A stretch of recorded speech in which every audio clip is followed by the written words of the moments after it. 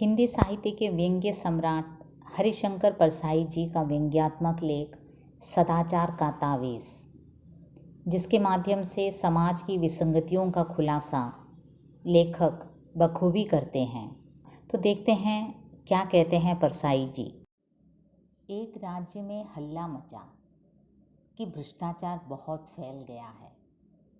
राजा ने एक दिन दरबारियों से कहा, प्रजा बहुत हल्ला मचा रही है कि सब जगह भ्रष्टाचार फैला हुआ है। हमें तो आज तक कहीं नहीं दिखा। तुम लोगों को कहीं दिखा हो तो बताओ।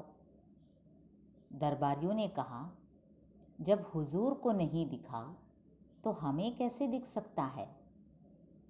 राजा ने कहा, नहीं, ऐसा नहीं है।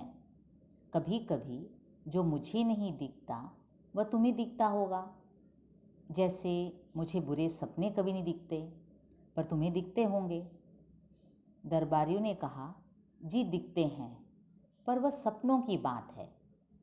कहानी यूँ शुरू होती है। एक राज्य है, वहाँ एक राजा है, उसके दरबारी हैं, प्रजा हैं, और राज्य में हल्ला मचा हुआ है कि भ्रष्टाचार बहुत फैल गया है। क्या है भ्रष्टाचार? करप्शन, अഴിमതി। तो ये फैल गया है, राज्य में हल्ला मच गया है कि सभी जगह भ्रष्टाचार है। और राजा ने दरबारियों से कहा, प्रजा हल्ला मचा रही है कि सब जगह भ्रष्टाचार है, लेकिन हमें कहीं दिखाई नहीं देता। अगर तुम लोगों को कहीं दिखता हो तो कृपया बता दीजिए। और दरबारी क्या हैं? कहते हैं, हुजूर, जो आपको नहीं दिखता वो हमें कैसे दिख सकता है। मतलब दरबारी कह रहे हैं कि जब राजा को नहीं दिखता तो राजा के नीचे दर्जे वाले दरबारी कहाँ दिख पाएंगे हमको। राजा ने कहा, ऐसा नहीं है, कभी कभी मुझे जो नहीं दिखता वो तुम्हें दिखता होगा। जैसे देखिए, मैं बुरे सपने नहीं देखता, लेकिन तुम तो देखते होंगे। तो दरबारियों ने कहा, जी दिखते हैं, पर वह सपनों की बात है। കഥ ഇങ്ങനെയാണ് തുടങ്ങുന്നത്. ഒരു രാജ്യം, അവിടെ ഒരു രാജാവ്, അവിടെ വളരെയധികം അഴിമതി. ഇത് ഈ കഥ ആക്ച്വലി കണ്ടംപററിയാണ്, സമകാലീനാണ്. ഏത് കാലഘട്ടത്തിലും ഇതിനൊരു പ്രസക്തി ഉണ്ട് ഈ കഥയ്ക്ക്. ഒരു രാജ്യം, അവിടെ അഴിമതി അങ്ങ് വാനോളം ഉയർന്നിരിക്കുന്നു. അതിൻ്റെ മുഖ്യ അതിൻ്റെ ആ ഒരു രാജാവിന് പക്ഷെ അത് കാണുന്നില്ല. ദർബാറികളോട് ചോദിച്ചു. അപ്പോൾ ഒരു വ്യവസ്ഥയിൽ ഭരിക്കുന്ന ഒരു വ്യക്തി, അദ്ദേഹത്തിൻ്റെ തൊട്ടടുത്തുള്ള ആൾക്കാരാണ് ദർബാറികൾ. പ്രജകൾ പിന്നീടാണ് വരുന്നത്. അപ്പോൾ ആദ്യം ദർബാറികളോട് ചോദിക്കും. അപ്പോൾ ഈ ഒരു മിനിസ്റ്റീരിയൽ സ്റ്റാഫ് വളരെ ബുദ്ധിപൂർവം, രാജാവിന് എന്ത് കാണുന്നോ അതേ ഞങ്ങൾക്കും കാണുന്നുള്ളൂ, രാജാവിന് അഴിമതി കാണുന്നില്ല, ഞങ്ങൾക്കും കാണുന്നില്ല. രാജാവ് അപ്പം തിരിച്ച് ചോദിക്കും, ചില സമയങ്ങളിൽ എനിക്ക് കാണാത്തതും നിങ്ങൾക്ക് കാണാം. ഫോർ എക്സാമ്പിൾ, ഞാൻ ദുസ്വപ്നങ്ങളൊന്നും കാണാറില്ല, പക്ഷെ നിങ്ങൾ കാണുന്നുണ്ടായിരിക്കും. അപ്പോൾ ദർബാരികൾക്ക് അത് അംഗീകരിക്കേണ്ടി വന്നു. ജി ദിഖ്തേ ഹൈ പർ വ സപ്നോं की बात है. പക്ഷെ അത് സ്വപ്നത്തിലെ കാര്യമാണല്ലോ, യാഥാർത്ഥ്യമല്ലല്ലോ. एक राज्य में हल्ला मचा कि भ्रष्टाचार बहुत फैल गया है. राजा ने एक दिन दरबारियों से कहा, प्रजा बहुत हल्ला मचा रही है कि सब जगह भ्रष्टाचार फैला हुआ है. हमें तो आज तक कहीं नहीं दिखा. तुम लोगों को कहीं दिखा हो तो बताओ. दरबारियों ने कहा, जब हुजूर को नहीं दिखा तो हमें कैसे दिख सकता है. राजा ने कहा, नहीं, ऐसा नहीं है. कभी कभी जो मुझे नहीं दिखता वह तुम्हें दिखता होगा. जैसे मुझे बुरे सपने कभी नहीं दिखते, पर तुम्हें दिखते होंगे. दरबारियों ने कहा, जी दिखते हैं, पर वह सपनों की बात है. राजा ने कहा, फिर भी तुम लोग सारे राज्य में ढूंढ कर देखो कि कहीं भ्रष्टाचार तो नहीं है. अगर कहीं मिल जाए तो हमारे देखने के लिए नमूना लेते आना, हम भी तो देखें कि कैसा होता है. अब राजा ने अपने दरबारियों को ये काम सौंपा कि देखो, पूरे राज्य में हल्ला मचा है कि भ्रष्टाचार फैला हुआ है, हमें कहीं नहीं दिख रहा, लेकिन तुम लोग एक काम करो, सारे राज्य में ढूंढ निकालो, और अगर कहीं भ्रष्टाचार का कोई नमूना, कोई स्पेसिमेन मिलता है तो मेरे पास ले आओ. एक दरबारी ने कहा, हुजूर, वह हमें नहीं दिखेगा. सुना है वह बहुत बारीक होता है. हमारी आँखें आपकी विराटता देखने की इतनी आदी हो गई है कि हमें बारीक चीज़ नहीं दिखती। हमें भ्रष्टाचार दिखा भी तो उसमें हमें आपकी ही छवि दिखेगी, क्योंकि हमारी आँखों में तो आपकी ही सूरत बसी है। अब देखिए, दरबारियों में से एक दरबारी ने बड़ी कुशलतापूर्वक एक बात कही, हुजूर, अगर कहीं भ्रष्टाचार है भी तो वो हमें दिखेगा नहीं, क्योंकि वह बहुत बारीक है। बारीक मतलब एकदम महीन, माइन्यूट, एकदम छोटा है, दिखता नहीं है। हमारी आँखें क्या है, आपकी विराटता देखने की आदत है हमारी आँखों को। आप इतने विराट हैं, इतने महान दिल हैं, आपकी महानता विराटता देख देख कर हमें ये छोटी छोटी बारीक चीज़ें नहीं दिखती हुजूर। और अगर हमें भ्रष्टाचार दिखा भी तो उसमें हमें आपकी ही छवि दिखेगी। और अगर संयोगवश हमने भ्रष्टाचार को देख भी लिया, वैसे वो हमें दिखेगी नहीं, बहुत छोटी है, हमें तो आपकी विराटता देखने की आदत है। और अगर कहीं दिख भी गई तो उसमें हमें आपकी ही छवि दिखी। कैसे, देखो कैसे चापलूसी करता है, कैसे मतलब कि उसे फुसला रहा है राजा को।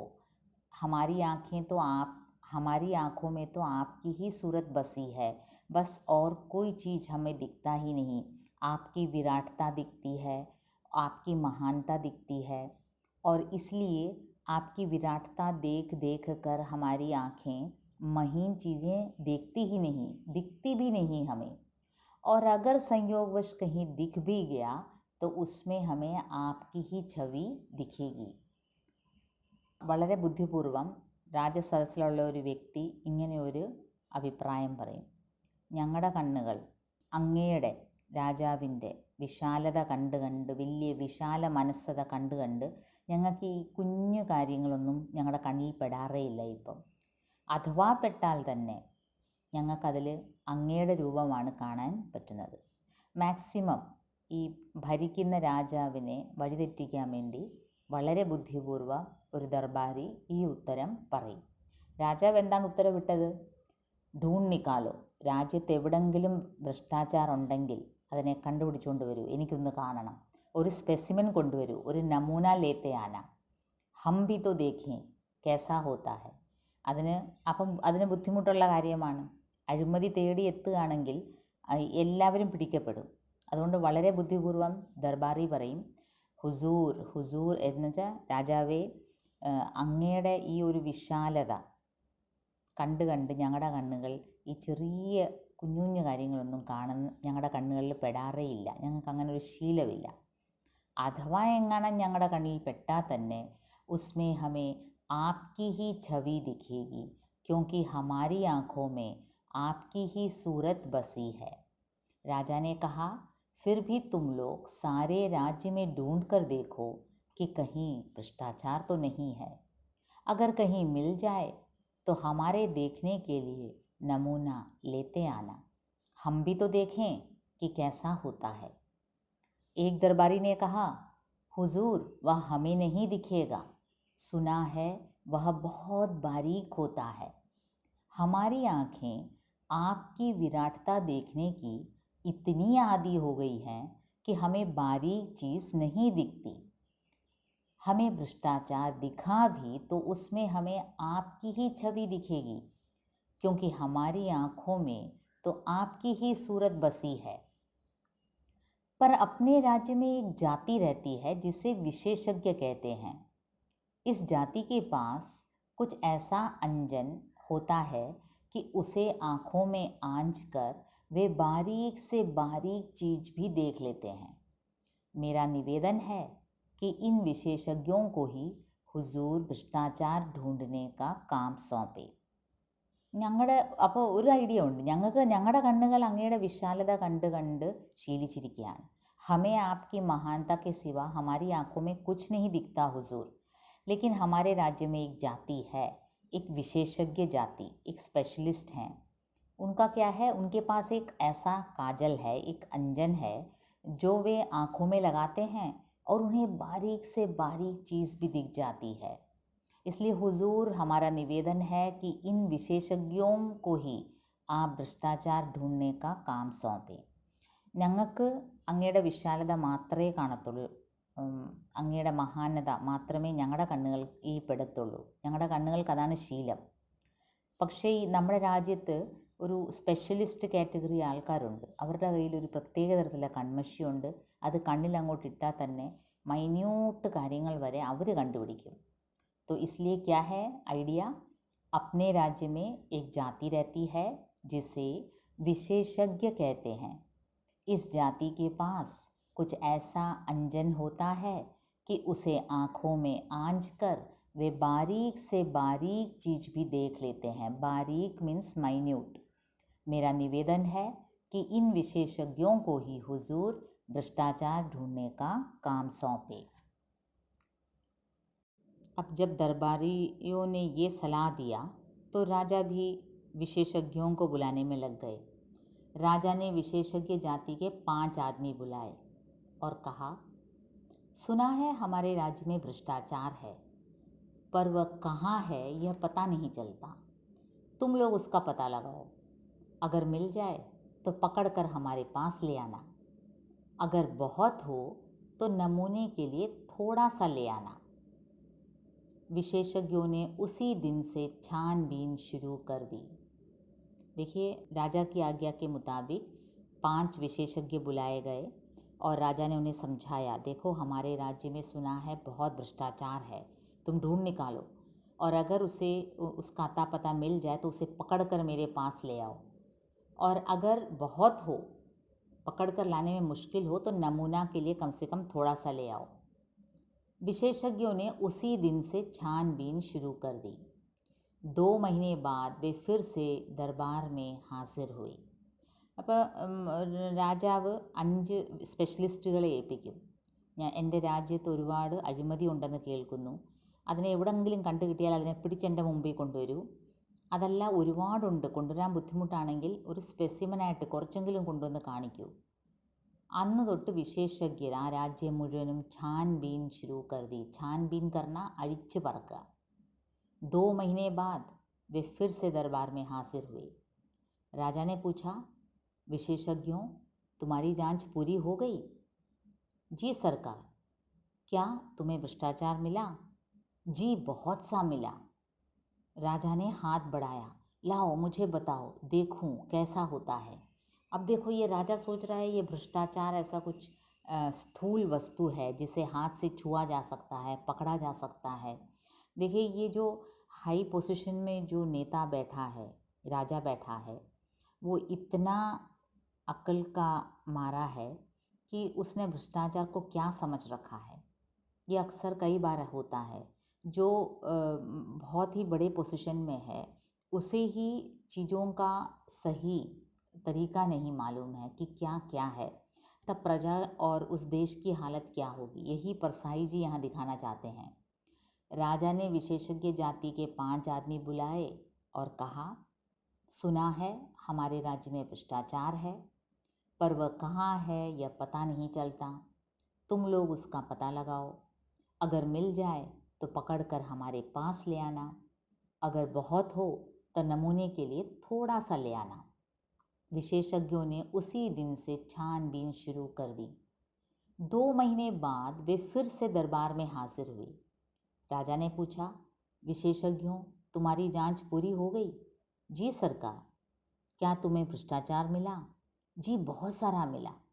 राजा ने हाथ बढ़ाया, लाओ मुझे बताओ, देखूं कैसा होता है.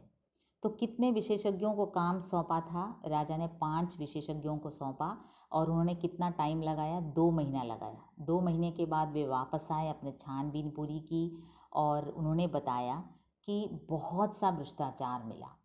और राजा हाथ बढ़ा रहे हैं, देखो लाओ मुझे बताओ, देखूं कैसे होता है.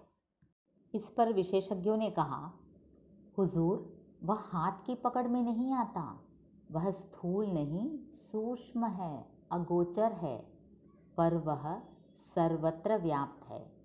उसे देखा नहीं जा सकता, अनुभव किया जा सकता है.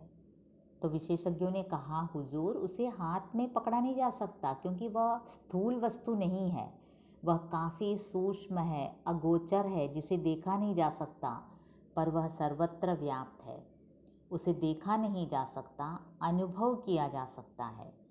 അഴിമതി എന്ന് പറഞ്ഞൊരു സംഭവം സ്ഥൂലമായിട്ട് നമുക്ക് കാണാൻ പറ്റുന്നൊരു സാധനമല്ല, തൊടാൻ പറ്റുന്ന സാധനമല്ല, പക്ഷേ ഫീൽ ചെയ്യും.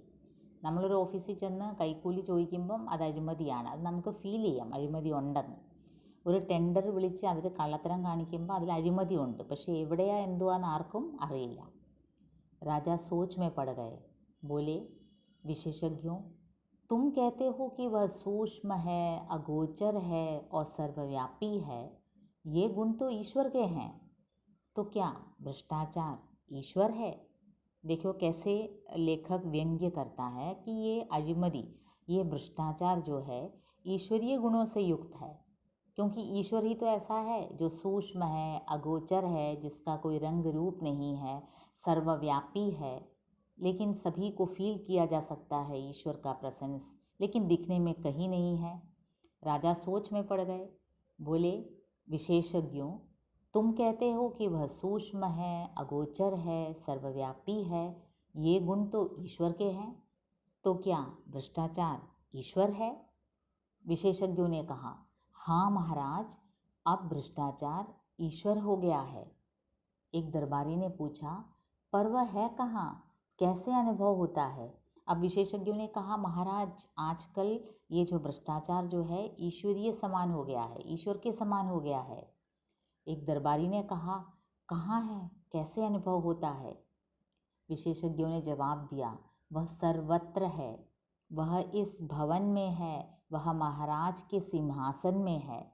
अरे कहाँ क्या, सभी जगह है, पूरी जगह व्याप्त है ईश्वर की तरह.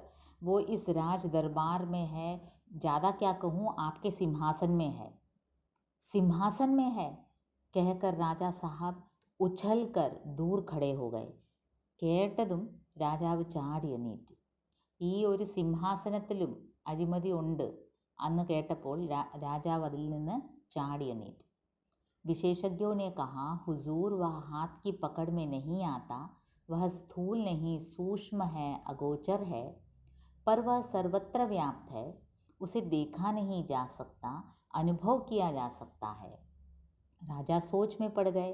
बोले, विशेषज्ञों, तुम कहते हो कि वह सूक्ष्म है, अगोचर है, सर्वव्यापी है, ये गुण तो ईश्वर के हैं, तो क्या भ्रष्टाचार ईश्वर है? विशेषज्ञों ने कहा, हाँ महाराज, अब भ्रष्टाचार ईश्वर हो गया है. एक दरबारी ने पूछा, पर वह है कहाँ, कैसे अनुभव होता है? विशेषज्ञों ने जवाब दिया, वह सर्वत्र है, वह इस भवन में है, वह महाराज के सिंहासन में है. सिंहासन में है कहकर राजा साहब उछल कर दूर खड़े हो गए. इस पर विशेषज्ञ कहते हैं, हाँ सरकार, सिंहासन में है. पिछले माह इस सिंहासन पर रंग करने के जिस बिल का भुगतान किया गया है वह बिल झूठा है. वह वास्तव में दुगने दाम का है. आधा पैसा बीच वाले खा गए. आपके पूरे शासन में भ्रष्टाचार है और वह मुख्यतः घूस के रूप में है. अब देखो, विशेषज्ञों ने 2 महीने छानबीन कर क्या ढूंढ निकाला कि पूरे राज्य में भ्रष्टाचार है, यहाँ तक कि राजा के दरबार में भ्रष्टाचार है. ज़्यादा क्या कहना, राजा के सिंहासन में, जहाँ जिसके ऊपर रोज़ राजा बैठते हैं, उसमें भी भ्रष्टाचार है. और वो किस रूप में है कि पिछले महीने जब सिंहासन को पेंट करने के लिए दिया गया था तो उसका जो बिल दिया था वो झूठा बिल है. वो दुगने दाम का है. दुगना मतलब डबल, ट्वाइस, जितना दाम हुआ उसका डबल दिया बिल. आधा पैसा कहाँ गया, बीच वाले खा गए. आपके पूरे शासन में भ्रष्टाचार है और वह मुख्यतः घूस के रूप में है. घूस मतलब कैकूली, घूस देना. किसी आपको कोई काम निकालना हो तो अफसर दफ्तरों में जाकर आप अफसरों को पैसा देते हैं, आउट ऑफ द वे पैसा देते हैं, उसे घूस कहते हैं. अब देखिए, पूरे राज्य में भ्रष्टाचार है और उसका मुख्य रूप क्या है, घूस के रूप में है. विशेषज्ञों की बात सुनकर राजा चिंतित हुए और दरबारियों के कान खड़े हुए. अब देखिए, ये बात सुनकर राजा चिंतित हो गए काफ़ी और दरबारी भी एकदम चौकन्ने हो गए, उनके कान खड़े हो गए, अलर्ट हो गए। राजा ने कहा, यह तो बड़ी चिंता की बात है, हम भ्रष्टाचार बिल्कुल मिटाना चाहते हैं। विशेषज्ञों, तुम बता सकते हो कि वह कैसे मिट सकता है? अब देखो, राजा थोड़ा भला आदमी था, वो चाहता था कि उसके राज्य में इस प्रकार के भ्रष्टाचार वगैरह ना हो, तो बड़े चिंतित हुआ और उसने बड़े चिंता में आकर कहा, हम भ्रष्टाचार बिल्कुल मिटाना चाहते हैं। विशेषज्ञों, तुम बता सकते हो कि वह कैसे मिट सकता है? देखो, अगर कोई आइडिया हो, तुमने ढूंढ निकाला है 2 महीने में कि पूरे राज्य में भ्रष्टाचार है। अब विशेषज्ञों, तुम ही कोई आइडिया बताओ कि मुझे अपने राज्य से पूरे भ്രഷ്ടാചാർ को മിട്ടാനാ है. അങ്ങനെ ഈ ഒരു സ്പെഷ്യലിസ്റ്റ് കാറ്റഗറി ആൾക്കാർ വന്ന് കണ്ടുപിടിച്ചിട്ട് പറയും, ഈ രാജ്യത്ത്, രാജാവിൻ്റെ രാജ്യത്ത് സകലയിടത്തും അഴിമതിയുണ്ട്. എന്തിനധികം പറയുന്നു, ആ സിംഹാസനം പെയിൻറ്റ് ചെയ്യാൻ കൊടുത്ത ആ ഒരു കർമ്മത്തിൽ പോലും അഴിമതിയുണ്ട്. ആയ എമൗണ്ടിൽ നിന്ന് ഇരട്ടിയാണ് ബില്ല് തന്നിരിക്കുന്നത് രാജാവിന്. ഇത് കേട്ടിട്ട് രാജാവ് വളരെ കൺഫ്യൂഷനിലായി, വളരെ ടെൻസ്ഡായി. എന്നിട്ട് അദ്ദേഹം പറയും, हम ये भ्रष्टाचार बिल्कुल मिटाना चाहते हैं, तुम बता सकते हो कि वह कैसे मिट सकता है? विशेषज्ञों ने कहा, हाँ सरकार सिंहासन में है, पिछले माह इस सिंहासन पर रंग करने के लिए बिल का भुगतान किया गया है, वह बिल झूठा है, वह वास्तव में दुगने दाम का है, आधा पैसा बीच वाले खा गए। आपके पूरे शासन में भ्रष्टाचार है और वह मुख्यतः घूस के रूप में है। विशेषज्ञों की बात सुनकर राजा चिंतित हुए और दरबारियों के कान खड़े हुए। राजा ने कहा, यह तो बड़ी चिंता की बात है, हम भ्रष्टाचार बिल्कुल मिटाना चाहते हैं। विशेषज्ञों, तुम बता सकते हो कि वह कैसे मिट सकता है? विशेषज्ञों ने कहा, हाँ महाराज, हमने उसकी भी योजना तैयार की है। भ्रष्टाचार मिटाने के लिए महाराज को व्यवस्था में बहुत परिवर्तन करने होंगे। एक तो भ्रष्टाचार के मौके मिटाने होंगे, जैसे ठेका है तो ठेकेदार है, और ठेकेदार है तो अधिकारियों को घूस है। ठेका मिट जाए तो उसकी घूस मिट जाए। इसी तरह और बहुत सी चीज़ है। किन कारणों से आदमी घूस लेता है, यह भी विचारणीय है। अब देखिए, विशेषज्ञ, ये जो स्पेशलिस्ट कैटेगरी लोगों ने 2 महीना लेकर पूरे राज्य में छानबीन कर जो ढूंढ निकाला कि राज्य में भ्रष्टाचार है, और वो मुख्य रूप से किस रूप में है, घूस के रूप में है। अब उनके पास इसका सोल्यूशन भी है। उन्होंने एक योजना भी तैयार की। भ्रष्टाचार मिटाने के लिए महाराज को व्यवस्था में परिवर्तन करना होगा। व्यवस्था में परिवर्तन करना होगा, चली आ रही व्यवस्था बदलना होगा। एक तो भ्रष्टाचार के मौके मिटाने होंगे, അഴിമതി ഉണ്ടാവാനുള്ള ചാൻസസ് തന്നെ ആദ്യമേ തുടച്ച് മാറ്റുക. ഇതാണ് അവരുടെ ആദ്യത്തെ ഐഡിയ. 2 മാസം എടുത്ത് അവർ സ്റ്റഡി നടത്തി. രാജ്യത്ത് ഒരുപാട് അഴിമതിയുണ്ട്, അത് മാറ്റാനുള്ള ഐഡിയയും അവരുടെ കയ്യിലുണ്ട്, അതിനുള്ള യോജന, അതിനുള്ള പ്ലാൻ അവരുടെ കയ്യിലുണ്ട്. ജैसे ठेका है तो ठेकेदार है. അതിലെ മെയിൻ കാര്യം അവർ പറയുന്നത്, കോൺട്രാക്റ്റ് എന്നുള്ളൊരു സംഭവം ഉണ്ടെങ്കിൽ അവിടെ ഒരു കോൺട്രാക്ടർ, ठेकेदार ഉണ്ടാവുന്നു. കോൺട്രാക്ടർമാരുള്ളിടത്തോളം കാലം അധികാരികൾക്ക് കൈക്കൂലി വാങ്ങിക്കാനുള്ളൊരു മാർഗ്ഗമാണ്. ठेका मिट जाए तो उसकी घूस मिट जाए. അപ്പോൾ ഇതിൽ ഈ കോൺട്രാക്റ്റ് കൊടുക്കുന്ന വ്യവസ്ഥ അങ്ങ് മാറ്റാവോ, അഴിമതിയുടെ ഒരു വലിയ പങ്ക് അങ്ങ് മാറും. ഇസീ തരഹ് ഓർ ബഹുത് സി ചീസ് ഹൈ. അത് മാത്രമല്ല, ഇത് ഒരു രീതി എന്ന് വെച്ചാൽ, ഈ അഴിമതിയുടെ ഈ സ്പെഷ്യലിസ്റ്റുകൾ കണ്ടുപിടിച്ച ഒരു കാര്യം എന്ന് വെച്ചാൽ, കൈക്കൂലിയാണ് ഏറ്റവും വലിയ രൂപം അഴിമതിയുടെ ഈ രാജ്യത്ത്. അപ്പോൾ അത് മാറ്റണമെങ്കിൽ ആദ്യം കോൺട്രാക്റ്റ് വ്യവസ്ഥ മാറ്റണം. ഈ ഉണ്ടാവുന്നതാണ് അധികാരികൾക്ക്, ഈ സർക്കാരിൽ ഉള്ള അധികാരികൾക്ക് ഈ കൈക്കൂലി വാങ്ങിക്കാനുള്ളൊരു ചാൻസ് കിട്ടുന്നത്. പിന്നെ അത് മാത്രമല്ല, കിൻ കാരണോ സെ ആദ്മി ഘൂസ് ലേത്താ ഹെ, എന്താണ് അതിൻ്റെ സൈക്കോളജിക്കൽ ഫാക്ടൂടെ അന്വേഷിക്കണം. മനുഷ്യൻ എന്താണ് ഈ കൈക്കൂലിയിലേക്ക് പോകുന്നത്, അതും വിചാരണീയ ഹെ, അതിനെപ്പറ്റിയും സ്റ്റഡി നടത്തണം. രാജാനെ കഹാ, അച്ഛാ तुम अपनी पूरी योजना रख जाओ, हम और हमारा दरबार उस पर विचार करेंगे. അപ്പോൾ രാജാവ് പറയും, തും അപ്നി പൂരി യോജന, നിങ്ങളുടെ എന്തൊക്കെ പ്ലാൻ ഉണ്ടോ നോക്കൂ, എനിക്ക് എൻ്റെ രാജ്യത്ത് നിന്ന് അഴിമതി മാറ്റണം, പൂർണ്ണമായിട്ടും മാറ്റണം. നിങ്ങളുടെ പ്ലാൻ ഇവിടെ വെക്കൂ, ഞാനും എൻ്റെ ദർബാരികളും ഞങ്ങളതിൽ തീരുമാനമെടുക്കാം. വിശേഷജ്ഞ ചലേ ഗए. राजा ने और दरबारियों ने ഭ്രഷ്ടാചാർ മിട്ടാനെ की योजना को पढ़ा उस पर വിചാർ किया. അങ്ങനെ ഫയൽ അവരുടെ കയ്യിൽ, രാജാവും ദർബാരികളും അത് നല്ലപോലെ ഡീറ്റെയിൽ സ്റ്റഡി നടത്തി. विशेषज्ञों ने कहा, हाँ महाराज, हमने उसकी भी योजना तैयार की है. भ्रष्टाचार मिटाने के लिए महाराज को व्यवस्था में बहुत परिवर्तन करने होंगे. एक तो भ्रष्टाचार के मौके मिटाने होंगे. जैसे ठेका है तो ठेकेदार है, और ठेकेदार है तो अधिकारियों को घूस है. ठेका मिट जाए तो उसकी घूस मिट जाए. इसी तरह और बहुत सी चीज़ है. किन कारणों से आदमी घूस लेता है यह भी विचारणीय है. राजा ने कहा, अच्छा तुम अपनी पूरी योजना रख जाओ, हम और हमारा दरबार उस पर विचार करेंगे. विशेषज्ञ चले गए. राजा ने और दरबारियों ने भ्रष्टाचार मिटाने की योजना को पढ़ा, उस पर विचार किया. विचार करते दिन बीतने लगे और राजा का स्वास्थ्य बिगड़ने लगा. एक दिन एक दरबारी ने कहा, महाराज, चिंता के कारण आपका स्वास्थ्य बिगड़ता जा रहा है. उन विशेषज्ञों ने आपको झंझट में डाल दिया. राजा ने कहा, हाँ मुझे रात को नींद नहीं आती.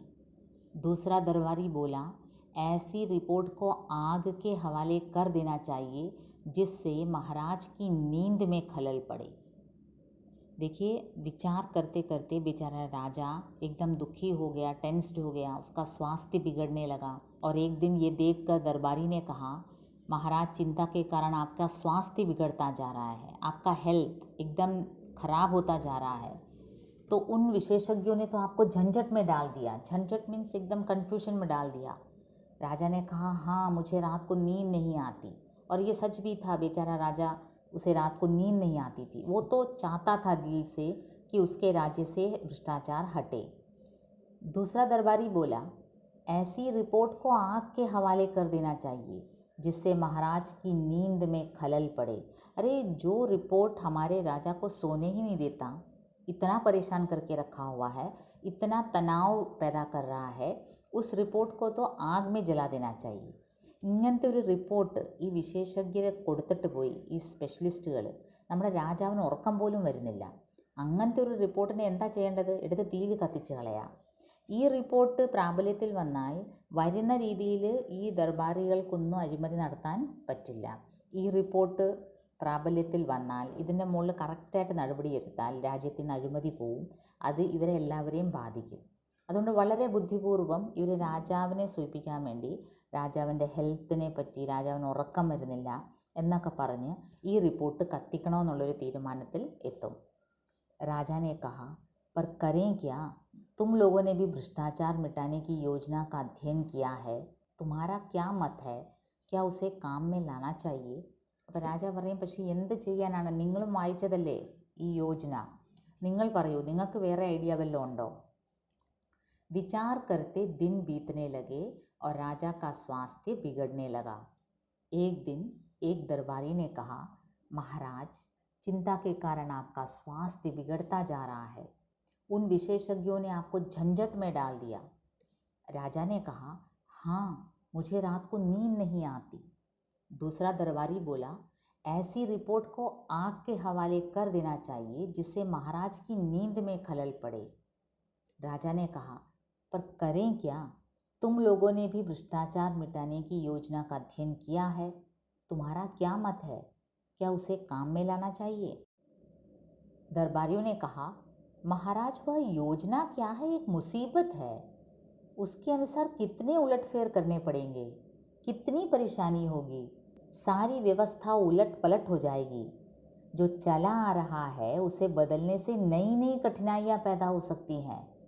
हमें तो कोई ऐसी तरकीब चाहिए जिससे बिना कुछ उलटफेर किए भ्रष्टाचार मिट जाए. अब देखियो, दरबारियों ने अपने दिल की बात कही कि राजा कि हे महाराज, ये योजना क्या है? ये तो एक आफत है, एक मुसीबत है. इतना उलटफेर करेंगे, चली आ रही एक व्यवस्था है, उसे बदलने की कोशिश करेंगे तो कितनी परेशानी होगी, सारी व्यवस्था उलट पलट हो जाएगी. जो चला आ रहा है आप उसे बदलेंगे तो कई कठिनाइयाँ पैदा होंगी, तो कई कठिनाइयाँ, नई नई कठिनाइयाँ पैदा होंगी. हमें तो बस एक ऐसा तरकीब चाहिए एक ऐसा आइडिया चाहिए जिससे बिना कुछ उलटफेर किए भ्रष्टाचार मिट जाए। देखिए वो राजा के पास, यद्यपि राजा चाहता है कि भ्रष्टाचार हट जाए, लेकिन उससे जो जुड़े हुए लोग हैं जिन्हें इस भ्रष्टाचार से फ़ायदा होता है, वो कभी नहीं चाहते कि व्यवस्था में बदलाव आए। तो इसलिए वो क्या कहते हैं, राजा को उपदेश देते हैं कि अगर आप पूरी व्यवस्था में उलटफेर करेंगे तो और नई नई കഠിനായിയാ पैदा होंगी। ഇപ്പം നടന്നുകൊണ്ടിരിക്കുന്ന ഒരു സിസ്റ്റം ഉണ്ടല്ലോ, ഈ സിസ്റ്റം മാറ്റുകയാണെങ്കിൽ മഹാരാജാവെ വേറെ പുതിയ പുതിയ പ്രശ്നങ്ങൾ, പുതിയ നई नई കഠിനായിയാ തല പൊക്കിക്കൊണ്ട് വരും. അതുകൊണ്ട് നമുക്കിതല്ല വേണ്ടത്. നമുക്കിങ്ങനെ ഇത്രയും ടെൻസ്ഡ് ആയിട്ടുള്ളൊരു കാര്യമല്ല. നമുക്ക് ഉലട്ഫെയർ ഒന്നും വേണ്ട. നമുക്ക് നടക്കുന്ന വ്യവസ്ഥ അതുപോലെ ഇങ്ങനെ നടക്കണം. എന്നാലേ അവർക്ക് അതിനുള്ളൊരു പങ്ക് കിട്ടിക്കൊണ്ടിരിക്കത്തുള്ളൂ. അതുകൊണ്ട് അവരെന്താ പറയുന്നത്, ഹമേ ഏക് ऐसी तरकीब चाहिए. നമുക്ക് എന്തൊരു ഐഡിയ വേണം, ഉലട്ഫെയർ ഒന്നും ഇല്ലാതെ ഈ ഒരു നടന്നുകൊണ്ടിരിക്കുന്ന ഒരു സിസ്റ്റം മാറ്റാതെ തന്നെ അഴിമതി മാറ്റാനുള്ള ഏതെങ്കിലും ഒരു ഐഡിയ നമുക്ക് കണ്ടെത്തണം. राजा साहब बोले, मैं भी यही चाहता हूँ, पर यह हो कैसे?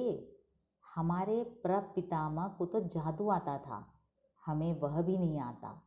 तुम लोग ही कोई उपाय खोजो. അപ്പോൾ എൻ്റെ പൂർവികർക്കായിരുന്നെങ്കിൽ ഈ മാജിക് അറിയാമായിരുന്നു, അറ്റ്ലീസ്റ്റ് അവർ അത് യൂസ് ചെയ്യുമായിരുന്നു. എനിക്കാണെങ്കിൽ അതുപോലും അറിഞ്ഞുകൂടാ. അതുകൊണ്ട് തും ലോഗ് ഹി कोई उपाय खोजो, നിങ്ങൾ തന്നെ ഏതെങ്കിലും ഒരു ഐഡിയ കണ്ടുപിടിക്കുക. दरबारियों ने कहा, महाराज वह योजना क्या है, एक मुसीबत है.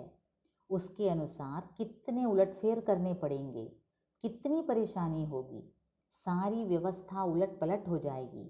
जो चला आ रहा है उसे बदलने से नई नई कठिनाइयाँ पैदा हो सकती हैं. हमें तो कोई ऐसी तरकीब चाहिए जिससे बिना कुछ उलटफेर किए भ्रष्टाचार मिट जाए. राजा साहब बोले, मैं भी यही चाहता हूँ, पर यह हो कैसे? हमारे प्रपितामह को तो जादू आता था, हमें वह भी नहीं आता. तुम लोग ही कोई उपाय खोजो. तो देखिए, राज्य में भ्रष्टाचार फैला हुआ है और राजा चाहता है कि भ्रष्टाचार को मिटाया जाए, लेकिन व्यवस्था में परिवर्तन करना कोई नहीं चाहता. उससे कई लोगों को दिक्कत हो सकती है. चली आ रही व्यवस्था में उलटफेर करने से ही भ्रष्टाचार मिट सकता है. लेकिन देखिए, ये चतुर दरबारी एक आइडिया लेकर आए. एक दिन दरबारियों ने राजा के सामने एक साधु को पेश किया और कहा, महाराज, एक कंदरा में तपस्या करते हुए इस महान साधक को हम ले आए हैं. इन्होंने सदाचार का तावीज़ बनाया है. वह मंत्रों से सिद्ध है और उसके बांधने से आदमी एकदम सदाचारी हो जाता है. क्या आइडिया लेकर आया दरबारी.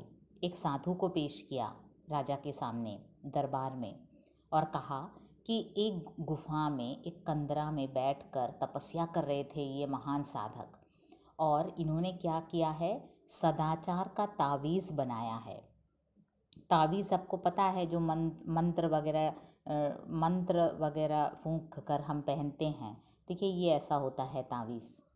वैसे पुराने ज़माने में तावीज़ एकदम सिंपल सा होता था, लेकिन अभी देखो कितने कितने स्टाइल के वैराइटीज़ के तावीज़ मिलते हैं. और ये सन्यासी जो है, ये जो साधु है, घोर तपस्या करने वाला है. और महाराज, इन्होंने मंत्रों से सिद्ध एक ऐसे तावीज़ को बनाया है जिसके बांधने से ही आदमी सदाचारी हो जाता है. देखिए, ये क्या व्यंग है हरिशंकर परसाई जी का. सदाचार क्या है? अच्छा व्यवहार, उत्तम आचरण, अच्छे एवं बुरे इरादों, निर्णयों एवं कार्यों में अंतर करना सदाचार कहलाता है, या फिर हम कहते हैं मोरालिटी. हिंदी में मोरालिटी के लिए नैतिकता शब्द का भी प्रयोग किया जाता है, किंतु सदाचार इसके लिए अधिक उपयुक्त शब्द है. इन शॉर्ट, सदाचार का मतलब है अच्छा आचरण और व्यवहार. और दरबारी देखो क्या उपाय लेकर आए हैं. एक ऐसे साधु को लेकर राजा के सामने पेश हुए हैं जिन्होंने एक ऐसे तावीज़ को बनाया है कि ये तावीज़ मंत्रों से सिद्ध है और इसे बांधने से ही आदमी सदाचारी हो जाता है. साधु ने अपने झोले में से एक तावीज़ निकालकर राजा को दिया. राजा ने उसे देखा, बोले, हे साधु, इस तावीज़ के विषय में मुझे विस्तार से बताओ, इससे आदमी सदाचारी कैसे हो जाता है। अब राजा भी एकदम आश्चर्यचकित हो गए, प्रभावित हुए, और उन्होंने उस साधु से कहा, देखो तुम इसे विस्तार पूर्वक मुझे समझाओ कि ये तावीज़ काम कैसे करता है, എങ്ങനെയാണ് ഈ താവീസ്, ഈ തകിട്, താവീസ് എന്ന് വെച്ചാൽ തകിട്, തകിട് നമ്മൾ പടങ്ങൾ കണ്ട് നേരത്തെ, തകിട് മന്ത്രങ്ങളാൽ മന്ത്രങ്ങൾ ഒക്കെ ജപിച്ച് കെട്ടിയ തകിടാണ്. ഈ തകിട് കെട്ടിയാൽ തന്നെ ഒരു വ്യക്തി സദാചാരിയാകും, ഒരു വ്യക്തിയുടെ മോറൽ വാല്യൂസ് ഇമ്പ്രൂവ് ആവും. അപ്പോൾ അങ്ങനത്തെ ഒരു തകിട് ഉണ്ടാക്കിയ ഒരു സാധുവിനെയും കൊണ്ട് ഈ കൊട്ടാരത്തിലുള്ളവർ, ഈ രാജസദസ്സിലുള്ളവർ രാജാവിൻ്റെ മുമ്പിൽ പ്രത്യക്ഷപ്പെട്ടു. അവർക്കപ്പോൾ നടന്നുകൊണ്ടിരിക്കുന്ന ആ ഒരു സിസ്റ്റം മാറ്റാൻ ഒട്ടും ആഗ്രഹമില്ല. കാരണം അവരെല്ലാം അതിൽ പങ്ക് പറ്റുന്നവരാണ്. അഴിമതിയുടെ ഒരു പങ്ക് മോളേക്കിടയിൽ നിന്ന് ഇങ്ങോട്ട് എല്ലാവരും പറ്റുന്നവരാണ്. അപ്പോൾ ആ വിശേഷജ്ഞ സ്പെഷ്യലിസ്റ്റുകൾ പറഞ്ഞ യോജന, അവരുടെ ആ ഫയലിലുണ്ടായിരുന്ന തീരുമാനം കറക്റ്റായിരുന്നു. ഈ സിസ്റ്റം തന്നെ മാറ്റിപ്പൊളിക്കണം, കോൺട്രാക്റ്റ് എന്നുള്ളൊരു സംഭവം മാറ്റണം, ഈ കൈക്കൂലി എന്തിനാണ് ആൾക്കാർ മേടിക്കുന്നത് എന്നുള്ള സ്റ്റഡി നടത്തണം. പക്ഷേ ആ അടിസ്ഥാനപരമായ ആ മാറ്റങ്ങളൊന്നും ഈ ചെയ്യാതെ ഇവരെന്തൊരു ഐഡിയ ആയിട്ട് വരും, ഒരു സന്യാസിയെ കൊണ്ടുവരും രാജാവിൻ്റെ മുമ്പിൽ. एक दिन दरबारियों ने राजा के सामने एक साधु को पेश किया और कहा, महाराज, एक कंदरा में तपस्या करते हुए इस महान साधक को हम ले आए हैं. इन्होंने सदाचार का तावीज़ बनाया है. वह मंत्रों से सिद्ध है और उसके बांधने से आदमी एकदम सदाचारी हो जाता है. साधु ने अपने झोले में से एक तावीज़ निकाल कर राजा को दिया. राजा ने उसे देखा, बोले, हे साधु, इस तावीज़ के विषय में मुझे विस्तार से बताओ, इससे आदमी सदाचारी कैसे हो जाता है. साधु ने समझाया, महाराज, भ्रष्टाचार और सदाचार मनुष्य की आत्मा में होता है, बाहर से नहीं आता. विधाता जब मनुष्य को बनाता है तब किसी की आत्मा में ईमान की कल फिट कर देता है और किसी की आत्मा में बेईमानी की. इस कल में से ईमान या बेईमानी के स्वर निकलते हैं, जिन्हें आत्मा की पुकार कहते हैं. आत्मा की पुकार के अनुसार आदमी काम करता है. प्रश्न यह है कि जिनकी आत्मा से बेईमानी के स्वर निकलते हैं, उन्हें दबाकर ईमान के स्वर कैसे निकाले जाएं. मैं कई वर्षों से इसी के चिंतन में लगा हूँ. अभी मैंने यह सदाचार का तावीज़ बनाया है. जिस आदमी की भुजा पर यह बंधा होगा वह सदाचारी हो जाएगा. अब देखिए, साधु ने समझाना शुरू किया, महाराज, भ्रष्टाचार और सदाचार मतलब कि भ्रष्ट आचरण और अच्छा आचरण ये मनुष्य की आत्मा में होता है, कोई बाहर से नहीं आता. विधाता अर्थात ईश्वर जब मनुष्य को बनाता है तब किसी की आत्मा में ईमान की कल फिट कर देता है. देखिए साधु कैसे समझाते हैं कि जब ईश्वर अथवा विधाता आदमी को बनाता है तो किसी के आत्मा में ईमान की कल फिट कर देता है. एक ऐसा मशीन फिट कर देता है किसी के आत्मा में विधाता, जिससे ईमान, लॉयल्टी, अच्छी बातें बाहर आती हैं, और किसी की आत्मा में बेईमानी की, बुराई करने की. और इस कल में से ईमान या बेईमानी के स्वर निकलते हैं. देखिए विधाता जब ये मनुष्य की सृष्टि करता है तो ऐसे एक मशीन फिट करके भेजता है हमारी आत्मा में. साधु यूँ समझाते हैं राजा को, और इसे साधु क्या कहते हैं, आत्मा की पुकार कहते हैं. और आदमी कैसे काम करता है, आत्मा की पुकार के अनुसार. अब प्रश्न यह है कि जिनकी आत्मा से बेईमानी के स्वर निकलते हैं उन्हें दबाकर ईमान के स्वर कैसे निकाले जाएं. मैं इस पर काफ़ी रिसर्च कर रहा था, मैंने इस पर काफ़ी रिसर्च किया. साधु कहते हैं मैंने काफ़ी शोध किया और मैं इस नतीजे में पहुंचा हूँ. मैं कई वर्षों से चिंतन में लगा हूँ और अब मैंने एक तावीज़ बनाया है. अब देखिए ये तावीज़ कैसे काम करता है. ये इसे भुजा पर बांध दो, आपके आस्तीन पर जो हाथ, जी हाँ, भुजा पर बांध दो और वो व्यक्ति अपने आप सदाचारी हो जाएगा. സാധു എന്താണ് ഐഡിയ പറയുന്നത്, ഞാൻ ഒരുപാട് നാൾ കൊണ്ട് ഈ നല്ല ആചരൺ ബുറ ആചരൺ ഇത് രണ്ടും മനുഷ്യൻ എന്താ ചെയ്യുന്നത്, എന്തുകൊണ്ട് ഇങ്ങനെ ചില ആൾക്കാർ കള്ളത്തരം കാണിക്കുന്നു, ചില ആൾക്കാർ നല്ല പ്രവൃത്തി ചെയ്യുന്നു, എന്താണ് ഇങ്ങനെ എന്ന് ഞാൻ ഒരുപാട് അന്വേഷിച്ചപ്പോഴാണ് ഇത് മനുഷ്യനെ ഈശ്വരൻ സൃഷ്ടിച്ചപ്പം തന്നെ ഓരോരുത്തരുടെ ആത്മാവിൽ തന്നെ ഇത് ഫിറ്റ് ചെയ്തിരിക്കുകയാണ്. ഇങ്ങനത്തെ ഒരു ഇങ്ങനത്തെ ഒരു മെഷീൻ ചിലരുടെ ആത്മാവിൽ നിന്ന് നല്ലത് പ്രവൃത്തി ചെയ്യണം എന്നുള്ളൊരു ഉൾവിളി വരും, ചിലരുടെ ആത്മാവിൽ നിന്ന് ചീത്ത പ്രവൃത്തി ചെയ്യണം എന്നുള്ളൊരു ഉൾവിളി വരും. ഇതിനെ ആത്മാ കി പുക്കാർ, ആത്മാവിൻ്റെ ഉൾവിളി എന്നാണ് പറയുന്നത് എന്ന് സാധു പറഞ്ഞു കൊടുക്കുകയാണ് രാജാവിന്. അപ്പോൾ ഈ ആത്മാ കി പുക്കാർ അനുസരിച്ചാണ് മനുഷ്യൻ പ്രവർത്തിക്കുന്നത്. അപ്പം ഞാൻ ഒരുപാട് റിസർച്ച് നടത്തിയിട്ട് ഞാൻ കണ്ടെത്തിയത് ഈ ആത്മാവിൻ്റെ ഈ ഒരു സ്വരം എങ്ങനെ അതിനെ അമക്കിയിട്ട് ചിലരുടെ ആത്മാവിൽ നിന്ന് ബേയിമാനി, അല്ലാതെ കള്ളത്തരം കാണിക്കണം, അഴിമതി കാണിക്കണം, ഭ്രഷ്ടാചാർ കാണിക്കണം എന്നുള്ള സ്വരം വരുമ്പോൾ അതിനെ അമക്കിയിട്ട് അതിനെ ദബാക്കർ ഈമാൻ കെ സ്വർ കേസെ നിക്കാലെ ജായേ, നല്ല പ്രവൃത്തി ചെയ്യൂ എന്നുള്ള ഒരു ആത്മാവിൻ്റെ ഉൾവിളി എങ്ങനെ അവരിൽ വരുത്തണം എന്ന് ഞാൻ ഒരുപാട് റിസർച്ച് ചെയ്തു. मैं कई वर्षों से इसी के चिंतन में लगा हूँ और अभी मैंने यह सदाचार का तावीज़ बनाया है. അങ്ങനെ ഞാനൊരു തകിട് കണ്ടെത്തി. ജിസ് ആദ്മി की भुजा पर यह बंधा होगा वह सदाचारी हो जाएगा. ആരുടെ കയ്യിലാണോ ഇത് കെട്ടിയിരിക്കുന്നത് അത് അയാൾ സദാചാരിയാകും. साधु ने समझाया, महाराज भ्रष्टाचार और सदाचार मनुष्य की आत्मा में होता है, बाहर से नहीं आता. विधाता जब मनुष्य को बनाता है तब किसी की आत्मा में ईमान की कल फिट कर देता है और किसी की आत्मा में बेईमानी की. इस कल में से ईमान या बेईमानी के स्वर निकलते हैं जिन्हें आत्मा की पुकार कहते हैं. आत्मा की पुकार के अनुसार आदमी काम करता है. प्रश्न यह है कि जिनकी आत्मा से बेईमानी के स्वर निकलते हैं उन्हें दबाकर ईमान के स्वर कैसे निकाले जाएं.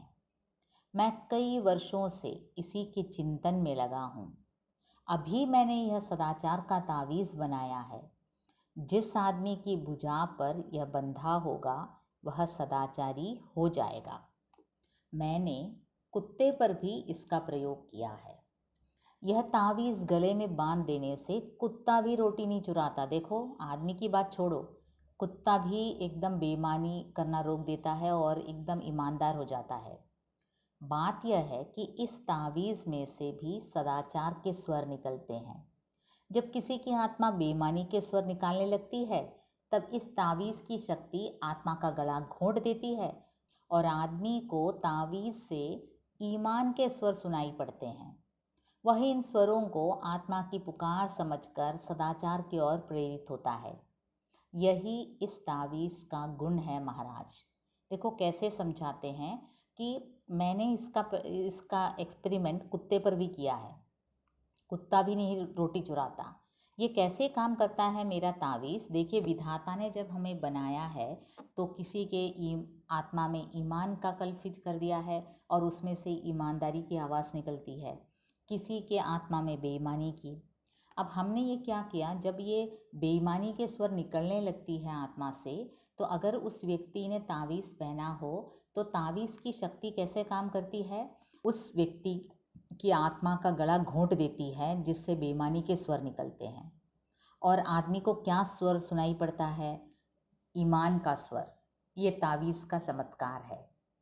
और वो क्या समझता है आदमी, ये जो ईमान का स्वर निकल रहा है वो इसकी आत्मा की पुकार है.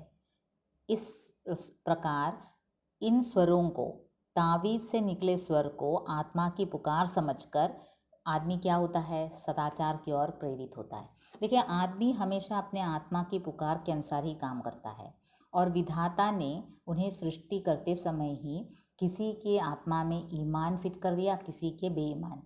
अब ये जब बेईमानी का स्वर निकलता है तो जिस आदमी ने ये तावीज़ पहना हो, उस तावीज़ के मंत्रों की सिद्धि के द्वारा उसमें से ऐसे आवाज़ निकलती है कि आदमी को कन्फ्यूजन हो जाता है कि ये जो तावीज़ से जो आवाज़ निकल रही है वही उसकी आत्मा की पुकार है और वो उसके अनुसार अच्छी प्रवृत्तियों में लग जाता है. यही इस तावीज़ का गुण है महाराज. സാധു വളരെ ബുദ്ധിപൂർവം ഇത് പറഞ്ഞ് മനസ്സിലാക്കും. ഈശ്വരൻ സൃഷ്ടിച്ചപ്പം തന്നെ മനുഷ്യരെ രണ്ട് രീതിയിലാണ്. മനുഷ്യരുടെ ഉള്ളിൽ തന്നെ നന്മ ചെയ്യുന്ന പ്രവൃത്തിയും തിന്മയും ഇത് രണ്ടും ഫിറ്റ് ചെയ്തിട്ടാണ് ഇങ്ങോട്ട് വിടുന്നത്. മനുഷ്യൻ ഈ ആത്മാവിൻ്റെ ഉൾവിളി അനുസരിച്ചാണ് പ്രവർത്തിക്കുന്നത്. അപ്പോൾ ഈ തകിട് കെട്ടുന്ന വ്യക്തികളുടെ കാര്യം എന്താണെന്ന് വെച്ചാൽ അവരുടെ ഉള്ളിൽ നിന്ന് ബേയിമാനി, അഴിമതി ചെയ്യൂ, കൈക്കൂലി വാങ്ങിക്കൂ, കള്ളത്തരം കാണിക്കൂ എന്നുള്ള ഒരു ഉൾവിളി വരുമ്പം ഈ താവീസിൻ്റെ മന്ത്രങ്ങളുടെ ഒരു പ്രവർത്തനം കാരണം താവീസിൽ നിന്ന് നല്ല പ്രവൃത്തി ചെയ്യൂ എന്നുള്ളൊരു സ്വരം ഉയർന്നു വരും. എന്നിട്ട് ഈ ആത്മാവിൻ്റെ യഥാർത്ഥ സ്വരത്തിനെ അങ്ങ് ഉസ്ക ഗള ഘോണ്ട് ദേത്തെ ഹേ, അതിനെ അങ്ങ് അടിച്ചമർത്തും. അപ്പം വ്യക്തി കരുതുന്നത് ഈ താവീസിൽ നിന്ന് വരുന്ന ഈ സ്വരമാണ് അയാളുടെ ഉൾവിളി, ആത്മാവിൻ്റെ പുകാർ എന്ന് വിചാരിച്ച് അതനുസരിച്ച് അയാൾ പ്രവർത്തിക്കും. അതാണ് ഈ താവീസിൻ്റെ ഗുണം. ദർബാർ മേ ഹൽചൽ മച്ച് ഗई, ദർബാരി ഉഠ് കർ താവീസ് കോ ദേഖ്നെ ലഗെ. അപ്പോൾ ഇങ്ങനത്തെ ഒരു സംഭവം, ഒരു തകിട് വന്നിട്ടുണ്ട്, അതിങ്ങനെ ചെയ്യുന്നു, ഇങ്ങനെ പ്രവർത്തിക്കുന്നു എന്നൊക്കെ ഈ സാധു എക്സ്പ്ലെയിൻ ചെയ്തപ്പോൾ ദർബാരി ഉഠ് ഖടെ ഹോ ഗए.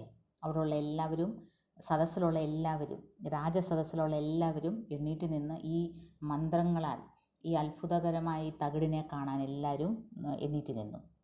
यह तावीज़ गले में बांध देने से कुत्ता भी रोटी नहीं चुराता. बात यह है कि इस तावीज़ में से भी सदाचार के स्वर निकलते हैं. जब किसी की आत्मा बेईमानी के स्वर निकालने लगती है तब इस तावीज़ की शक्ति आत्मा का गला घोंट देती है और आदमी को तावीज़ से ईमान के स्वर सुनाई पड़ते हैं. वह इन स्वरों को आत्मा की पुकार समझकर सदाचार की ओर प्रेरित होता है. यही इस तावीज़ का गुण है महाराज. दरबार में हलचल मच गई, दरबारी उठ कर तावीज़ को देखने लगे. अब देखिए, इतना अच्छा एक उपाय मिलकर राजा काफ़ी खुश हुए. वे खुश होकर बोले, मुझे नहीं मालूम था कि मेरे राज्य में ऐसे चमत्कारी साधु भी हैं. महात्मन, हम आपके बहुत आभारी हैं. आपने हमारा संकट हर लिया. हम सर्वव्यापी भ्रष्टाचार से बहुत परेशान थे, मगर हमें लाखों नहीं करोड़ों तावीज़ चाहिए. हम राज्य की ओर से तावीज़ों का कारखाना खोल देते हैं. आप उसके जनरल मैनेजर बन जाएं और अपनी देख रेख में बढ़िया तावीज़ बनाएं. अब देखिए राजा क्या कहते हैं कि राजा बहुत खुश हुए कि देखिए व्यवस्था में परिवर्तन किए बिना ही बस एक तावीज़ बना दो और सभी कर्मचारियों को बंधवा दो, तो राज्य से अगर भ्रष्टाचार हट जाएगा तो कितनी अच्छी बात है. और वो उन्होंने क्या कहा कि हम आपके बहुत आभारी हैं. हमें नहीं पता था हमारे राज्य में ऐसे चमत्कारी साधु भी हैं. आपने हमारा संकट हर लिया. देखिए, हम इस सर्वव्यापी भ्रष्टाचार से बहुत परेशान थे, मगर हमें लाखों नहीं करोड़ों तावीज़ चाहिए. ലക്ഷങ്ങളല്ല കോടിക്കണക്കിന് തകിടുകൾ വേണം. അപ്പം രാജാവ് പറയാണ്, ഞങ്ങൾ വളരെ ഞങ്ങൾ കടപ്പെട്ടിരിക്കുന്നു. രാജാവ് പറയാണ്, ഞങ്ങൾ അങ്ങേക്ക് കടപ്പെട്ടിരിക്കുന്നു. ഞാൻ വളരെ ടെൻഷൻ അടിച്ചിരിക്കുകയായിരുന്നു. ഈ സർവ്വവ്യാപി ഭ്രഷ്ടാചാർ, എല്ലായിടവും വ്യാപിച്ചിരിക്കുന്ന ഈ അഴിമതി എന്നെ അങ്ങ് ടെൻസ്ഡാക്കിയിരുന്നു. അപ്പോൾ ഇനി എന്താ വേണ്ടത്? ലക്ഷങ്ങളല്ല കോടിക്കണക്കിന് തകിട് വേണം. അതുകൊണ്ട് എന്ത് ചെയ്യാം? രാജ്യത്തിൻ്റെ ഭാഗത്തു നിന്ന് തന്നെ ഞാൻ തന്നെ ഒരു ഫാക്ടറി അങ്ങ് തുടങ്ങാം. അപ്പോൾ അതിൽ താങ്കൾ തന്നെ ജനറൽ മാനേജറായിട്ട് ഇരിക്കുക. പിന്നെ താങ്കളുടെ മേൽനോട്ടത്തിൽ തന്നെ നല്ല തകിടുകൾ ഫാക്ടറി പ്രൊഡ്യൂസ് ചെയ്യും. एक मंत्री ने कहा, महाराज, राज्य क्यों झंझट में पड़े? मेरा तो निवेदन है कि साधु बाबा को ठेका दे दिया जाए. वे अपनी मंडली से तावीज़ बनवा कर राज्य को सप्लाई कर देंगे. അപ്പം ഇങ്ങനെ ചെയ്യുകയാണെങ്കിൽ ഗവൺമെൻറ് തന്നെ ഒരു ഫാക്ടറി തുടങ്ങിയാൽ അതിൽ കൈകിട്ട് വരാൻ വേറെ ഓപ്ഷനില്ല. അതുകൊണ്ട് എന്താ പറയുന്നത്? एक मंत्री ने क्या कहा कि देखिए महाराज, राज्य क्यों फैक्ट्री खोलें और झंझट में पड़े? इसमें क्या है, आप उन्हें ठेका दे दो. देखिए, ठेका हटाना विशेषज्ञों का प्रथम एजेंडा था कि ठेका को हटाना चाहिए. जब कॉन्ट्रैक्ट होता है तो कॉन्ट्रैक्टर होता है और तभी भ्रष्टाचार फैलता है. अब यहाँ बात घूम फिर कर ठेके पर आ जाता है. साधु बाबा को ठेके देने की बात की जा रही है. उनकी मंडली सप्लाई करेगी और यहाँ से पैसा राज्य देता जाएगा. राजा को यह सुझाव पसंद आया. साधु को तावीज़ बनाने का ठेका दे दिया गया. उसी समय उन्हें 5 करोड़ रुपये कारखाना खोलने के लिए पेशगी मिल गए. 5 करोड़ रुपए एडवांस दे दिया गया साधु को। ये हमारी व्यवस्था में, चली आ रही व्यवस्था में, हर एक ज़माने की जो भी सरकारें हैं, ये इस प्रकार की बातें हमेशा होती हैं, चाहे एजुकेशनल फील्ड में हो या फिर हेल्थ के फील्ड में हो। जो स्पेशलिस्ट जो सुझाव देते हैं उस पर अमल किया ही नहीं जाता, यूं ही वक्त बर्बाद किया जाता है। अच्छे अच्छे आइडियाज़ दिए जाते हैं, एजुकेशन के फील्ड में हो या फिर हेल्थ के फील्ड में या फिर कोई भी बिजनेस के फील्ड में, ट्रेड के फील्ड में, अच्छे अच्छे आइडियाज़ को कभी एक्सेप्ट नहीं किया जाता। सरकार को वही हमेशा पसंद रहती है जिसमें ठेके की व्यवस्था हो, जहाँ से कुछ हाथ मारने की व्यवस्था हो, जहाँ हर एक अफसर को कुछ ना कुछ फ़ायदा हो। अगर व्यवस्था में बदलाव आए तो उनको कोई फ़ायदा नहीं रहेगा। तो कैसे ये व्यंग्य करते हैं परसाई जी, कैसे सटीक व्यंग्य करते हैं।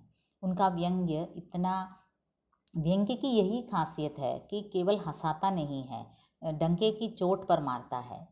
എങ്ങനെയാണ് ഹരിശങ്കർ പർസായി ഇത് വളരെ കൃത്യമായിട്ട് ഈ നമ്മുടെ സിസ്റ്റത്തിനെ കളിയാക്കുകയാണ് അല്ലേ.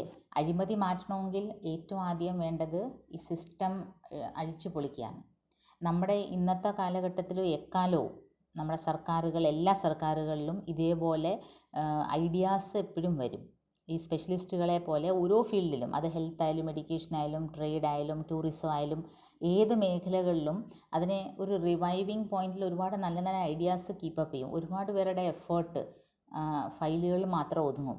അത് പ്രാവർത്തികമാക്കുമ്പം ഒരുപാട് ബുദ്ധിമുട്ടുകൾ വരും. കാരണം കൈയിട്ട് വരാനുള്ള അവസരം അതിൽ ഇല്ല.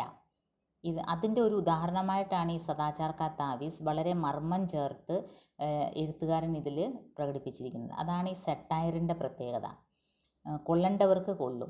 അപ്പോൾ ഇവിടെ കണ്ടോ, ഒരു അഴിമതി മാറ്റാൻ വേണ്ടി ഈ ഒരു കോൺട്രാക്റ്റ് എന്ന വ്യവസ്ഥ മാറ്റണമെന്ന് ആണ് വിശേഷജ്ഞർ 2 മാസം എടുത്ത് സ്റ്റഡി ചെയ്ത് അവിടെ ഐഡിയ വെച്ചത് മുന്നോട്ട് രാജാവിൻ്റെ മുമ്പിൽ.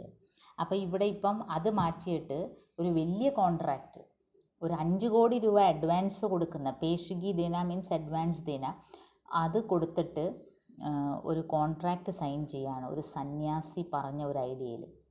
राज्यों के अखबारों में खबरें छपी, सदाचार के तावीज़ की खोज, तावीज़ बनाने का कारखाना खुला. ഭയങ്കര ബ്രോഡ് അഡ്വർടൈസ്മെൻ്റ് ഒക്കെ കൊടുത്ത് काफ़ी एडवर्टाइजमेंट दिया गया कि सदाचार के तावीज़ की खोज हो गई, तावीज़ बनाने का कारखाना खुला, लाखों तावीज़ बन गए. सरकार ने हर सरकारी कर्मचारी की भुजा पर एक एक तावीज़ बांध दिया. और എല്ലാ ഗവൺമെൻറ് ഒഫീഷ്യൽസിൻ്റെയും കയ്യിൽ ഓരോ തകിടുകൾ കെട്ടി. राजा ने खुश होकर कहा, मुझे नहीं मालूम था कि मेरे राज्य में ऐसे चमत्कारी साधु भी हैं. महात्मन, हम आपके बहुत आभारी हैं. आपने हमारा संकट हर लिया. हम सर्वव्यापी भ्रष्टाचार से बहुत परेशान थे, मगर हमें लाखों नहीं करोड़ों तावीज़ चाहिए. हम राज्य की ओर से तावीज़ों का कारखाना खोल देते हैं. आप उसके जनरल मैनेजर बन जाएं और अपनी देख रेख में बढ़िया तावीज़ बनाएं. एक मंत्री ने कहा, महाराज, राज्य क्यों झंझट में पड़े. मेरा तो निवेदन है कि साधु बाबा को ठेका दे दिया जाए. वे अपनी मंडली से तावीज़ बनवा कर राज्य को सप्लाई कर देंगे. राजा को यह सुझाव पसंद आया. साधु को तावीज़ बनाने का ठेका दे दिया गया. उसी समय उन्हें 5 करोड़ रुपए कारखाना खोलने के लिए पेशगी मिल गए. राज्य के अखबारों में खबरें छपी, सदाचार के तावीज़ की खोज, तावीज़ बनाने का कारखाना खुला, लाखों तावीज़ बन गए. सरकार के हर सरकारी कर्मचारी की भुजा पर एक एक तावीज़ बांध दिया गया. भ्रष्टाचार की समस्या का ऐसा सरल हल निकल आने से राजा और दरबारी सब खुश थे. एक दिन राजा की उत्सुकता जगी. सोचा, देखें तो यह तावीज़ कैसे काम करता है. वह वेश बदल कर एक कार्यालय गए. उस दिन 2 तारीख थी. एक दिन पहले तनख्वाह मिली थी. वह एक कर्मचारी के पास गए और कई काम बताकर उसे 5 रुपये का नोट देने लगे. कर्मचारी ने उन्हें डांटा, भाग जाओ यहाँ से, घूस लेना पाप है. राजा बहुत खुश हुए. तावीज़ ने कर्मचारी को ईमानदार बना दिया था. कुछ दिन बाद वह फिर वेश बदलकर उसी कर्मचारी के पास गए. उस दिन 31 तारीख थी, महीने का आखिरी दिन। अब देखिए राजा काफ़ी खुश थे कि ऐसा हल निकल गया। वो तो कई दिनों सो भी नहीं पाए थे। इस सर्वव्यापी भ्रष्टाचार की बात सोच सोच कर उनकी नींद ही गड़बड़ हो गई थी। लेकिन अब देखो कैसे आसानी से हल निकल गया और उनके मन में ये उत्सुकता जगी कि देखते हैं ये कैसे वर्कआउट करता है। और ये वेश बदल कर राजा अक्सर किया करते थे ना, हमने कहानियों में सुन रखा है, वेश बदल कर जाते थे। एक कार्यालय पहुँचे, एक ऑफिस पहुँचे। उस दिन 2 तारीख थी। 2 तारीख मतलब महीने की शुरुआत। एक पहले तारीख में उनको तनख्वाह मिली थी, उनकी सैलरी मिली थी। तो एक कर्मचारी के पास गए और कई काम बताकर उसे 5 रुपये का नोट देने लगे। और उस एक ऑफिसर के पास गए राजा वेश बदल कर, उन्हें कई काम बताया कि भाई ये मुझे ये करना है, वो करके दो। और 5 रुपये का नोट एक घूस के रूप में दिया। 5 रुपया मतलब पुराने ज़माने का, जो अभी 500 कह सकते हैं। कर्मचारी ने उन्हें डांटा, भाग जाओ यहाँ से, घूस लेना पाप है। तुरंत कर्मचारी ने कहा, अरे भाग यहाँ से, घूस लेना पाप है। राजा बहुत खुश हुए। तावीज़ ने कर्मचारी को ईमानदार बना दिया। अब राजा बहुत खुश हुए, अरे वाह इतना ईमानदार बन गया। कुछ दिन बाद वह फिर वेश बदलकर उसी कर्मचारी के पास गए. അപ്പോൾ ഈ രാജാവ് ഇത് ടെസ്റ്റ് ചെയ്യാൻ വേണ്ടി വേഷം മാറി ഒരു ഓഫീസിൽ ചെന്ന് ഒരു ഉദ്യോഗസ്ഥൻ്റെ അടുത്ത് കുറേ ജോലികൾ പറഞ്ഞിട്ട് ഒരു 5 രൂപയുടെ നോട്ട്, പഴയ കാലത്തെ ഇപ്പം 500 രൂപയുടെ മതിപ്പ് വരും, കൈക്കൂലിയായിട്ട് കൊടുക്കുമ്പോൾ അയാൾ പറയും അന്ന് 2-ാം തീയതി ആയിരുന്നു, 1-ാം തീയതി ശമ്പളമൊക്കെ കിട്ടി, അയാൾക്ക് പൈസയുടെ അധികം ആവശ്യമൊന്നുമില്ല. അങ്ങനെ അയാൾ 1-ാം തീയതി ശമ്പളമൊക്കെ കിട്ടിയിരിക്കുന്ന സമയമാണ്, 2-ാം തീയതി ആയതേ ഉള്ളൂ. അപ്പോൾ അയാൾ പറയും പൊയ്ക്കോ, ഇവിടുന്ന് കൈക്കൂലിയൊക്കെ എടുക്കുന്ന പാപമാണെന്ന് പറയും. രാജാവ് വളരെ ഹാപ്പിയാവും. കുറച്ച് ദിവസം കഴിഞ്ഞ് പിന്നെയും വേഷം മാറി അതേ കർമ്മചാരിയുടെ അടുത്ത് രാജാവ് പിന്നെയും ചെല്ലും. അന്ന് 31-ാം തീയതി ആയിരുന്നു. ഉസ് ദിൻ 31 താരീഖ് थी, മഹീനെ കാ ആഖിരി ദിൻ. അന്ന് 31-ാം തീയതി ആയിരുന്നു, മാസ അവസാനം. അപ്പോൾ उसी कर्मचारी के पास जाकर राजा ने फिर से 5 का नोट दिखाया और उसने लेकर जेब में रख लिया. ഇതേ പ്രോസസ്സ് 31-ാം തീയതി ചെന്ന് അതേ ऑफिसर അടുത്ത് ചെന്ന് കൊടുക്കുമ്പോൾ അയാൾ അതങ്ങ് എടുക്കും. राजा ने उसका हाथ पकड़ लिया, बोले मैं तुम्हारा राजा हूँ, क्या तुम आज सदाचार का तावीज़ बांध कर नहीं आए? बांधा है सरकार, यह देखिए. उसने आस्तीन चढ़ाकर तावीज़ दिखा दिया. राजा असमंजस में पड़ गए, फिर ऐसे कैसे हो गया? अब देखिए राजा ने झट से उसका हाथ पकड़ लिया और कहा, देखो मैं तुम्हारा राजा हूँ और तुम घूस ले रहे हो, तुमने क्या वो तावीज़ नहीं पहना? तो वो कर्मचारी कहता है, भाई देखो मैंने पहना है, मेरा उसने अपना शर्ट का जो उसने अपनी कमीज़ की जो आस्तीन उठाकर दिखा दिया. राजा असमंजस में पड़ गए, फिर ऐसे कैसे हो गया? उन्होंने तावीज़ पर कान लगा कर सुना. तावीज़ में से स्वर निकल रहे थे, अरे आज 31 है, आज तो ले ले. अब वो एकदम तावीज़ से क्या स्वर निकल रहा था कि आज तो 31 है, मतलब कि महीने का आखिरी दिन, आज तो ले ले, आज तेरे काम आएगी. ऐसी ये कहानी यहाँ समाप्त होती है. देखिए तावीज़ में से भी स्वर निकल रहा है कि आज 31 है, महीने का आखिरी दिन, पैसे की सख्त ज़रूरत पड़ेगी तुम्हें, ले लो. तो आत्मा की पुकार मनुष्य की ज़रूरत की तरह, तावीज़ बांधो या ना बांधो, हमारी ज़रूरतें भी इससे जुड़ी होती हैं. विशेषज्ञों ने ये भी कहा था कि भ्रष्टाचार को हटाने के लिए एक तो ठेका हटाना होगा, ऊपर से इस बात पर भी विचार करना होगा कि आदमी आखिर घूस लेता क्यों है. क्या उसकी तनख्वाह उतनी उसे 1 महीने तक काम चलाने के लिए पर्याप्त नहीं है? इस पर भी विचारणीय है. ये बात भी विचारणीय है कि क्या